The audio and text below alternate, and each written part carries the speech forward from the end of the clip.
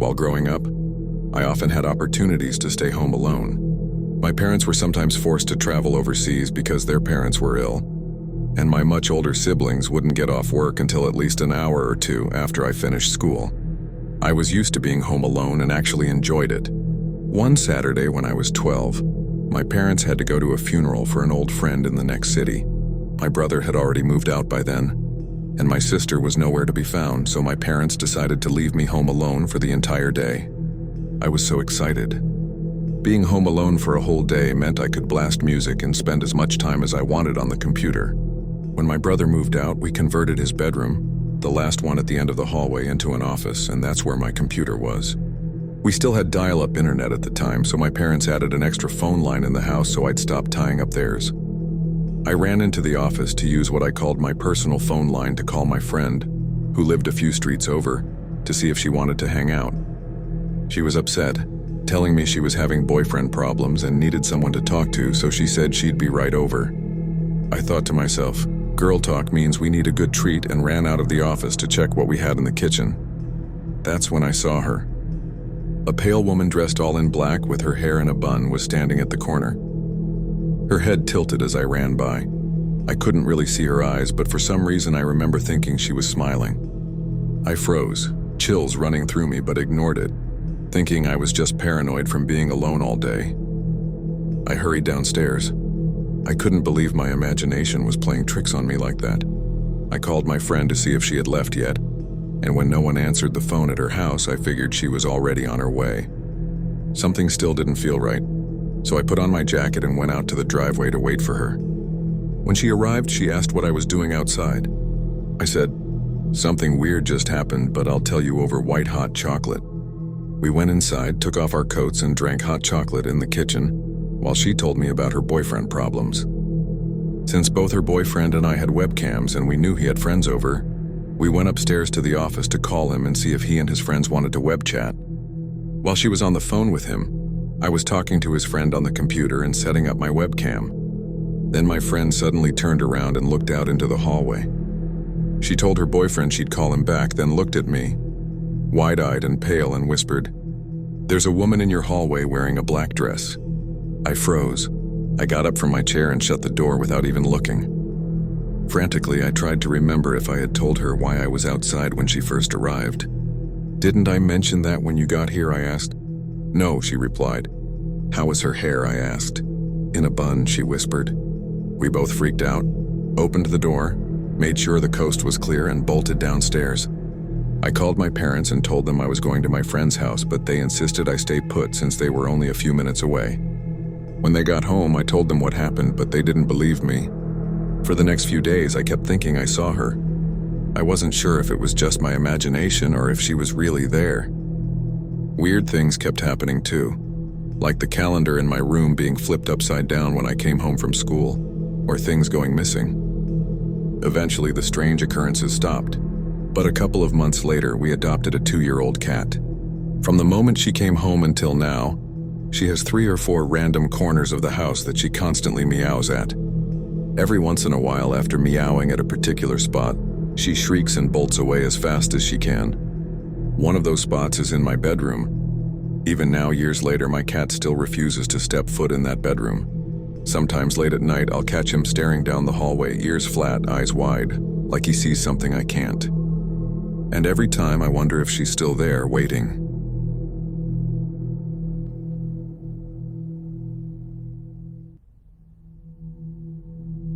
I was home alone one night back in 2009. My parents were out on one of their weekly date nights. I had just returned from my afternoon jog. Being a hot August day, I'd worked up quite a sweat, so I decided to take a cold shower and clean up a bit. My house didn't have air conditioning and was quite stuffy, so I opened a few windows to get some air flowing through. I remember opening a window in the kitchen, 2 across from each other in the living room and 1 in the basement. I knew I'd be spending the evening down there watching movies since it was always much cooler. After my shower, I made myself dinner and carried it to the basement. I flicked on Netflix and settled in for a binge-filled night of new shows. I don't recall falling asleep, but I must have passed out not long after eating. When I woke up, it was dark outside. The dim glow of the TV was the only light in the basement. A cold breeze blew through the room, making it freezing. I realized I'd left the basement window open too long. I got up, closed the window, then turned off the TV, grabbed my dishes, and headed upstairs.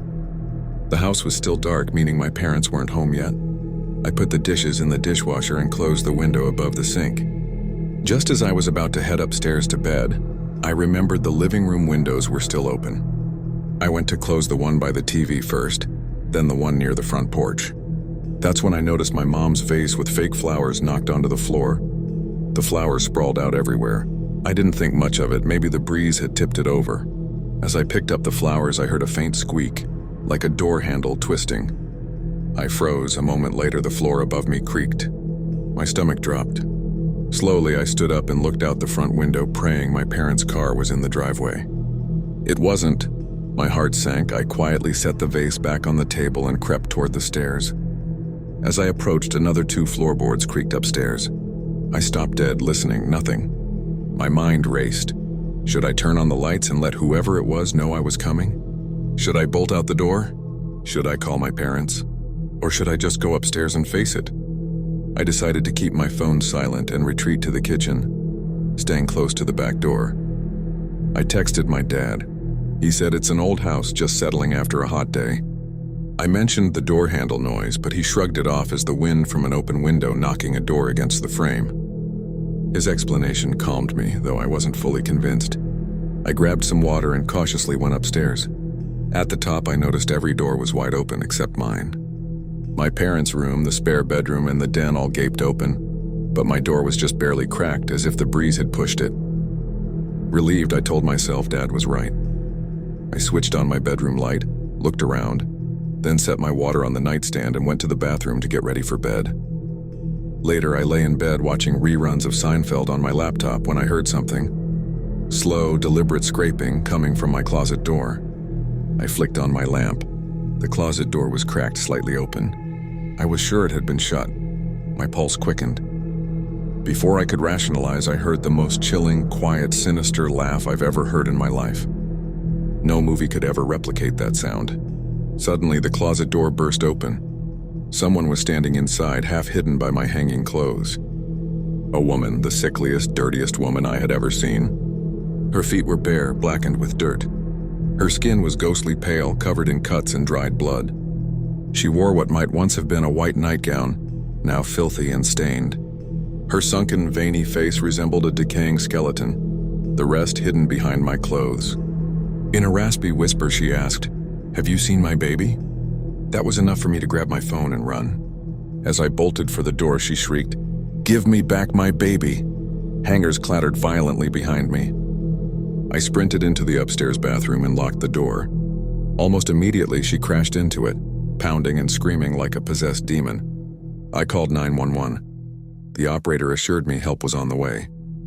I braced myself against the door with all my strength as her blows and guttural growls shook the frame. Finally, I heard the police calling out as they entered. I screamed that I was upstairs. What followed was chaos. Officers shouting, the woman growling. They pepper sprayed her, but it still took 3 men to force her to the ground. She screamed like something inhuman until they dragged her from the house. The cops later told me she was likely a drug addict, or perhaps an escaped mental patient from a nearby county. I tried to explain how unnatural her voice sounded, but they dismissed it as just needing her medication. My parents came home shortly after I gave my statement. We moved out a month later. That was one night home alone I will never forget.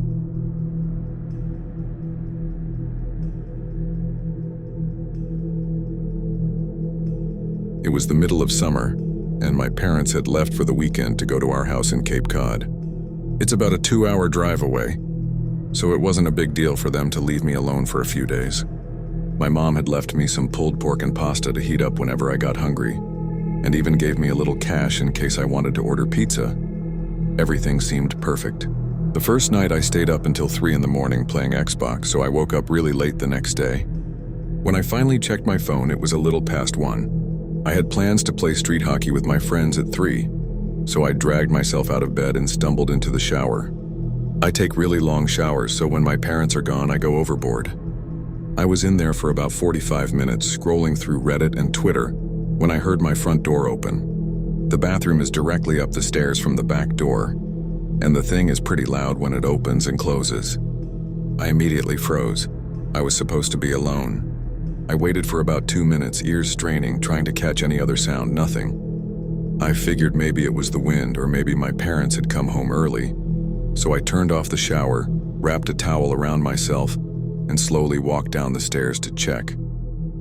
The stairs leading to the kitchen, where the back door is, are pretty tight and walled in. That means I couldn't see into the kitchen until I got to the bottom. Even though my house is old as hell and every step creaks, I tried to be as quiet as possible.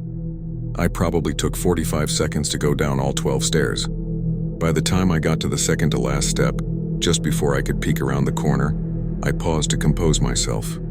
In my head, I knew I was being stupid. There couldn't possibly be anyone there.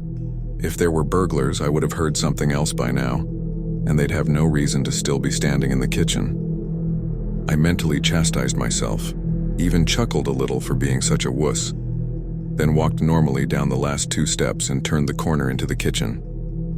Standing 2 feet away from me was a man. He was perfectly still, staring straight at me. A massive smile stretched across his face. What I remember most vividly wasn't his face, though, it was his arms. They weren't just hanging at his sides.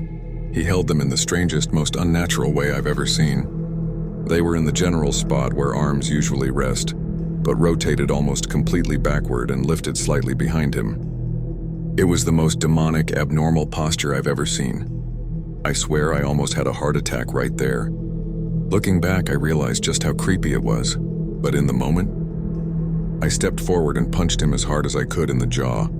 A half slap, half shove, just to get him away from me. The second I connected, I bolted upstairs, dropping my towel in the kitchen, heart hammering out of control. I sprinted into my room, slammed the door, and locked it. Then I shoved a chair under the doorknob like you see in TV shows. Almost without thinking, I called 911. Nearly in tears, I told the operator what had happened. I sat on the floor in the fetal position, staring at the door, praying the cops would get there soon. Then I noticed something. The light under my door disappeared. He was standing outside. There are no words for the fear I felt. I was paralyzed, watching the shadow beneath the door shift ever so slightly. I stayed curled up, praying he would leave.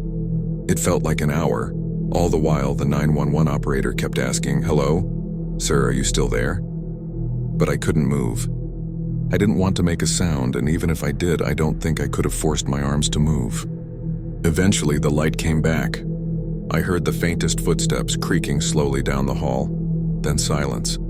Finally, banging erupted on the front door. 2 officers stormed into my house. Relief flooded me, and when I opened my bedroom door and saw them standing there, I almost cried. After that, my parents never left me home alone again. These days, I double-check every lock before going to bed. I still get nightmares, and my heart races whenever I see someone standing completely still. Even after working with sketch artists and going through lineups, the police never caught him. That thought chills me every time I look out my window, half expecting to see him across the street grinning under a lamppost. I have no idea who he was or what he wanted, but regardless,